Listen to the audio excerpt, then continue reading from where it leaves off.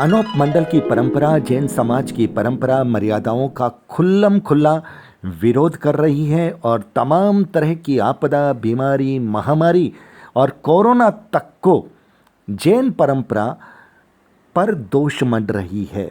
ऐसे में जब ये विवाद पूरे देश में, सोशल मीडिया में, प्रिंट मीडिया में और कहीं ना कहीं इलेक्ट्रॉनिक मीडिया में छा गया है, तब ब्राह्मण समाज की महिला अगर इन घटनाओं पर विवेचन करते हुए अनोप मंडल के इन आरोपों पर अपना आक्रोश व्यक्त कर दे और जैन परंपरा का समर्थन कर दे, तब क्या उस महिला यानी मधु शर्मा जी को अनोप मंडल के द्वारा धमकी दी जा सकती है? घर से उठाने तक की भी बात कही जा सकती है? ये कितना उचित है? सवाल इस बात का है। नमस्कार, मैं संजय सनम, आप देख रहे हैं digital first news. Social media में आज एक क्लिप मैंने सुनी कल्पेश सिंघवी जी जोधपुर के, और बात कर रहे थे, अगर मैं नाम भूल नहीं रहा हूं तो परवीन देसाई जी से, जो कि अनोप मंडल से आते हैं।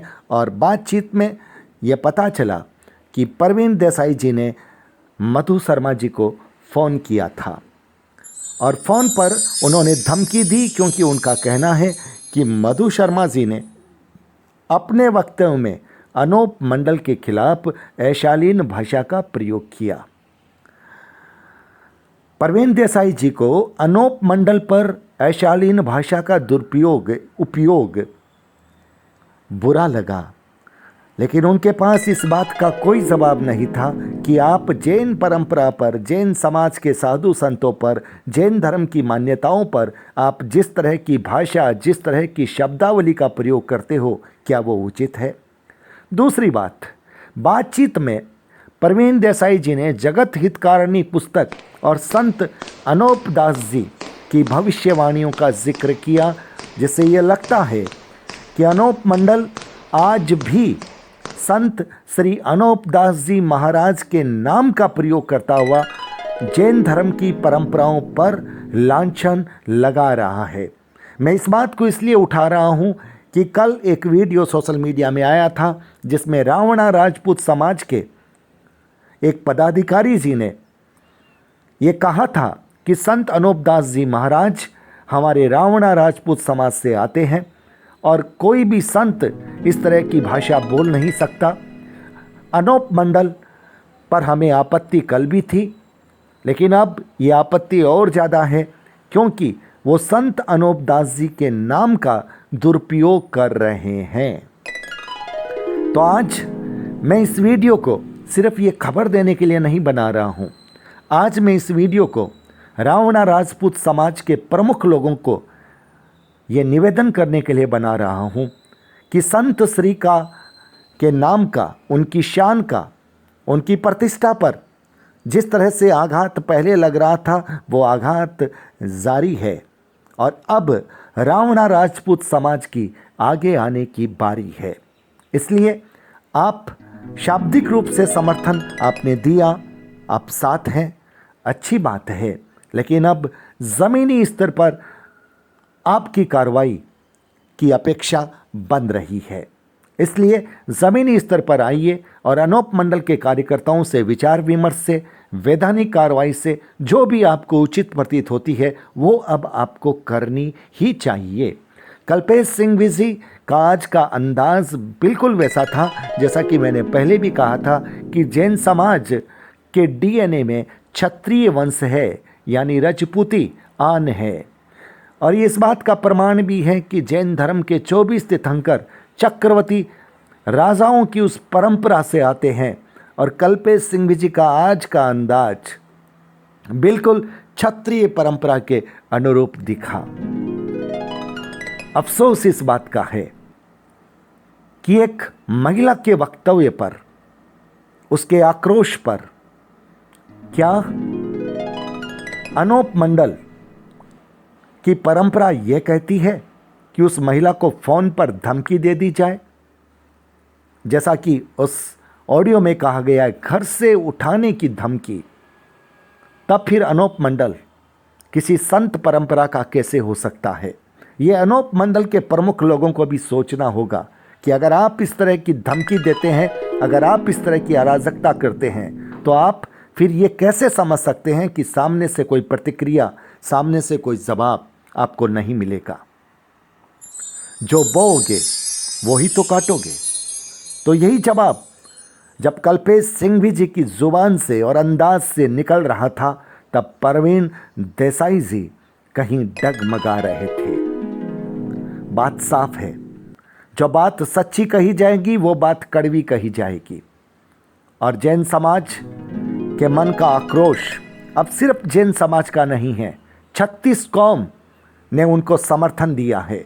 और जगत हितकारिणी पुस्तक जिसे बैन किया गया है, उस पर अगर अनूप मंडल के लोग उसे सामने लाकर के बात करते हैं, तो वो कहीं ना कहीं उस कानूनी प्रक्रिया का भी उल्लंघन करते हैं। सिर्फ जैन समाज ही नहीं, बल्कि मैं ये कहता हूँ इस देश के सारे समाज उस महिला के साथ खड़े हैं जिस महिला की अभिव्यक्ति पर उसे किसी परंपरा की तरफ से धमकी मिली है।